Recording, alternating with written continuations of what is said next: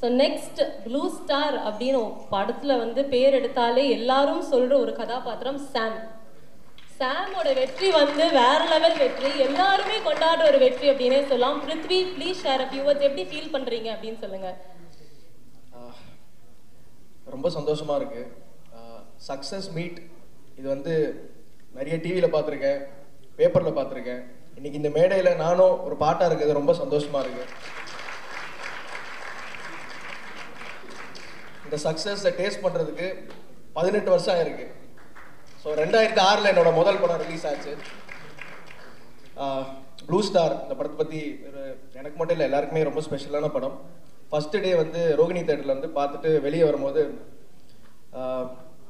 எனக்கு எப்பவுமே ஒரு விஷயம் இருக்குது. வெளியே போகும்போது எல்லாரும் பாண்டியராஜன் சார் பையன், பாண்டியராஜன் சார் பையன், இந்த டேக்லைன் எனக்கு எப்பவுமே சந்தோஷமாக இருந்துச்சு. ஒரு டைமில் என்னடா நமக்குன்னு ஒரு அடையாளம் கிடைக்கலையே, எப்போ பார்த்தாலும் அப்பா பேர் சொல்லியே கூப்பிட்றாங்களே அப்படின்ற வருத்தம் எனக்குள்ளே இருந்துக்கிட்டே இருந்துச்சு. ப்ளூ ஸ்டார் படம் முடிச்சுட்டு வெளியே வரும்போது என் பேர் கூட யாருக்குமே ஞாபகம் இல்லை. சாம் சாம் சாம் சாம் சாம்னு சொன்னாங்க. உண்மையிலேயே ரொம்ப சந்தோஷமா இருந்துச்சு. அப்போ சாம்னு சொன்னோன்னே மீடியா நண்பர் வந்து ஒருத்தர் சொன்னார், ஏங்க அவர் சாம் இல்லைங்க, அவங்க அப்பா தாங்க பாண்டியராஜன் சார் அப்படின்னாங்க. இந்த வார்த்தை கேட்கறது எனக்கு ரொம்ப சந்தோஷமா இருந்துச்சு. அண்ட் முக்கியமாக எல்லாரும் வந்து இந்த கைத்தட்டல், விசில் சத்தம், இதெல்லாம் ரொம்ப சந்தோஷமா இருக்கு. எல்லாரும் சொல்ற ஒரு காமனான விஷயம் வந்து நல்லா நடிச்சிருக்கீங்க, ஆக்டரா நீங்க இம்ப்ரூவ் ஆயிருக்கீங்க அப்படின்னு சொன்னாங்க. அது வந்து அதுக்கு ரொம்ப சாட்டிஸ்ஃபைங்காக இருக்கு இந்த மாதிரி கமெண்ட்ஸ் கேட்கறதுக்கு. இதுக்கு நான் வந்து ஃபோனில் எழுதியிருக்கேன், எதுவும் மறக்காம. இல்லைப்பா எப்பா. ஃபர்ஸ்ட் ரஞ்சித் சார் பத்தி சொன்னோம். ரஞ்சித் சார் வந்து மெட்ராஸ்லேருந்து நான் ஃபாலோ பண்ணிட்டு இருக்கேன். மெட்ராஸ் படத்துலேருந்து சார் கூட நான் ஒர்க் பண்ணோம். அவர் படங்கள் எனக்கு ரொம்ப பிடிக்கும். நிறைய கேரக்டர்ஸ் இருக்கு, ஏதாவது ஒரு கேரக்டர் நமக்கு கிடைக்குமான்ட்டு நான் ரொம்ப நாளாக ட்ரை பண்ணிட்டு இருந்தேன். நிறைய படங்களில் முயற்சித்தேன், பட் நடக்கலை. இன்னைக்கு ப்ளூ ஸ்டார் மூலியமாக அது நடந்துச்சு, ரொம்ப சந்தோஷம். Thank you sir, thank you so much. அடுத்து எங்கள் டைரக்டர் ஜெயக்குமார் சார் பற்றி சொல்லணும். ஃபர்ஸ்ட் அவரை பற்றி சொல்கிறதுக்கு முன்னாடி இன்னொரு விஷயம் சொல்கிறேன். இந்த படத்தை நான் வந்தது எப்படின்னா, சாந்தனு என்னோட நண்பன், அவனுக்கு ஒரு பெரிய தேங்க்ஸ் சொல்கிறேன். ஏன்னா ப்ளூ ஸ்டார்ன்ற படம் நடக்குது, இந்த மாதிரி கிரிக்கெட் சம்மந்தப்பட்ட நடக்குது, நீலம் ப்ரொடக்ஷனில் ஒரு படம் சொன்னது அவர் தான். அவர் மூலியமாக தான் எனக்கு இந்த படத்தில் I went to the film. So அதை சொல்லணும்னு ஆசைப்பட்றேன். Thanks Sonu, thank you. அடுத்து எல்லாரும் இப்போ வந்து கவிஞர் சாம்ன்றாங்க. இது வந்து சந்தோஷமா இருந்தாலும் இதை நான் எதிர்பார்க்கல, ரொம்ப சந்தோஷமா இருந்துச்சு. அதுக்கான காரணம் வந்து நான் சொல்ற கவிதைக்கு அவ்வளோ ரெஸ்பான்ஸ் இருந்துச்சு தியேட்டர்ல. குறிப்பா எத்தனை பேருக்கு தெரியும் நீ நவம்பரில் பூத்த டிசம்பர் பூ, இதெல்லாம் வந்து தியேட்டரே வந்து அப்படி கை தட்டி ரசிச்சாங்க. இதுக்கு காரணம் வந்து ஜெயக்குமார் சாரும் தமிழ் பிரபா சாரும் தான். ஏன்னா சார் நான் என்னைக்கு சார் கவிதை சொல்லியிருக்கேன், இவங்க எழுதின அந்த கண்டென்ட்டை நான் சொன்னதால அப்படி ரிசீவ் ஆச்சு. சார் கூட ஒரு வாட்டி சொல்லியிருந்தாரு, ட்விட்டரில் ரீட்வீட் பண்ணியிருந்தார் நான் போட்டதை. நடிகர்கள் வந்து ரைட்டர்ஸ் பற்றி சொல்கிறது ரொம்ப அபூர்வம்ட்டு. சார் நீங்கள் இல்லைன்னா நாங்கள் இல்லை சார், நீங்கள் உங்களோட எழுத்து அவ்வளோ ஸ்ட்ராங்காக இருந்தனால தான் நாங்கள் பெர்ஃபார்ம் பண்ண முடிஞ்சது. தேங்க்யூ ஸோ மச் தமிழ் பிரபாண்ணா. அடுத்து படத்தோட மியூசிக் டைரக்டர், அவர் இங்கே இல்லை, கோவிந்த் வசந்தா சார். இன்னைக்கு வந்து இந்த சக்ஸஸ் எல்லாரும் என்ஜாய் பண்ணுறோம், ரசிக்கிறோம். பட் இந்த படத்தை பற்றி எந்த ஒரு விஷுவல்ஸும் பார்க்காம மியூசிக் வச்சு இந்த படத்துக்கு ஒரு பெரிய ஒரு பிளாட்ஃபார்ம் அமைச்சு கொடுத்த கோவிந்த் வசந்தாவுக்கு ஒரு பெரிய நன்றி.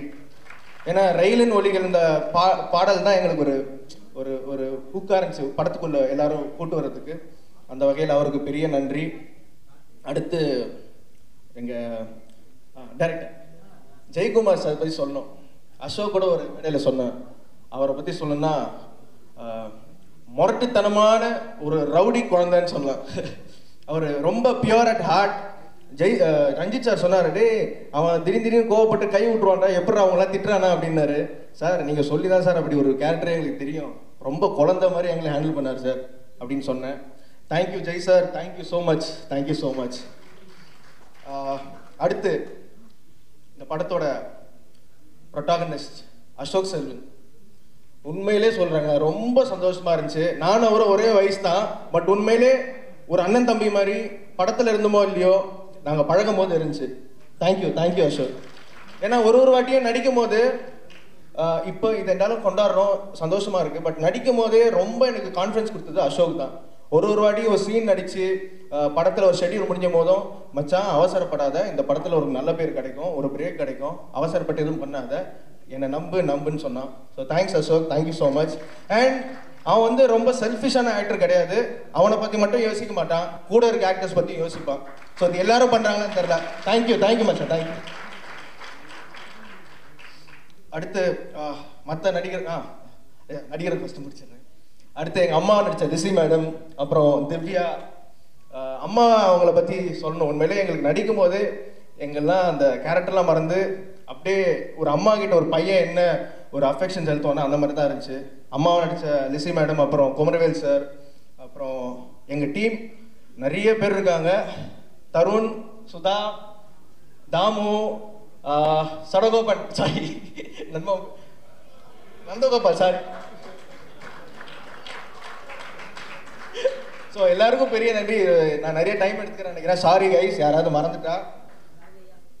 அப்புறம் கீர்த்தி பற்றி சொல்லணும். நான் சொல்லுவாங்க எல்லாருக்கும் இந்த படத்தில் நிறைய கிடச்சிச்சு, அசோக் செல்வனுக்கும் பொண்டாட்டியே கிடச்சிச்சு.